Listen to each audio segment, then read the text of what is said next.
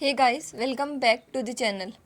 आज हम एक ऐसे मास्टर्स ऑफ द स्काई की फ़ाइल खोलने वाले हैं जिसे देखकर एलोन मस्क भी बोलेगा कि टेक्नोलॉजी कहाँ से आई। जी हाँ, हम बात कर रहे हैं क्लास सेव्स की। इनका हर एक ऑर्गन, हर एक हड्डी एक स्ट्रक्चरल और एनाटॉमिकल ब्लूप्रिंट है फ्लाइट के लिए। तो चलिए कबूतर की इंजीनियरिंग डिकोड करते हैं। तो फ्रेंड्स, बर्ड्स कोई नए नहीं हैं। इन्हें द ग्लोरीफाइड रेप्टाइल्स भी कहा जाता है। एक्चुअली इनके लेग्स पे आज भी स्केल्स होते हैं और टोस पे क्लोज होते हैं, बिल्कुल अपने रेप्टाइल पूर्वजों की तरह। ये बाइपेडल लोकोमोशन यानी कि दो पैरों पे चलना और एग्स देना भी वहीं से सीख कर आए हैं। पर उड़ने के लिए इन्होंने अपने स्केल्स को फीदर्स में कन्वर्ट किया और स्केलेटल चेसिस को न्यूमोटिक यानी कि होलो कर दिया। अब ध्यान से सुनो, क्योंकि उड़ने के लिए वज़न कम करना भी सबसे बड़ा सेक्रीफाइस दिया है इन्होंने क्या क्या पेलोड रिमूव किया। सबसे पहले हैवी जॉस एंड टिथ, इन्हें टाटा बाय बोल दिया और जगह दी लाइट वेट हॉर्नी बिग को। उसके बाद यूरेनरी ब्लैडर इनके अंदर एब्सेंट, क्योंकि हवा में टॉयलेट होल्ड करने का टाइम किसके पास है आखिर। सो यूरिक एसिड सीधा सेमी सॉलिड पेस्ट बनकर निकल जाता है। फिर सिंगल इंजन पॉलिसी, जी हाँ, फीमेल्स में सिर्फ लेफ्ट ओवरी और ओविडक्ट फंक्शनल होती है। क्यों? ताकि एक्स्ट्रा जो मास है वो स्लैश हो सके। और इनकी जो टेल है वो लंबी रेप्टाइल टेल को फ्यूज़ करके एक छोटा सा स्टबी पाइग स्टॉल बना देती है।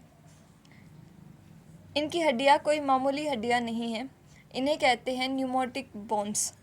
इनके अंदर हनीकॉम्ब जैसा एयर कैविटीज़ होते हैं जो रेस्पिरेटरी सेक्स से जुड़े हुए होते हैं।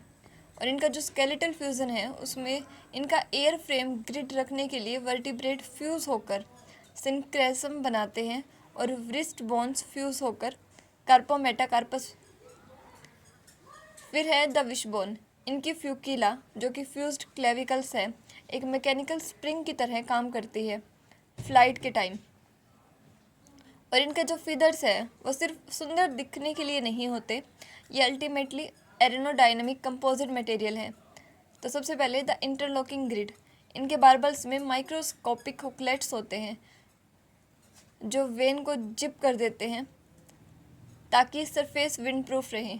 मेंटेनेंस, अगर जिप खराब हो जाए तो बर्ड अपने यूरोपोगाइल ग्लैंड से ऑयल निकालकर यूज़ करेंगे रीजिप करने के लिए। इनके पास हर काम के लिए अलग अलग फीदर हैं।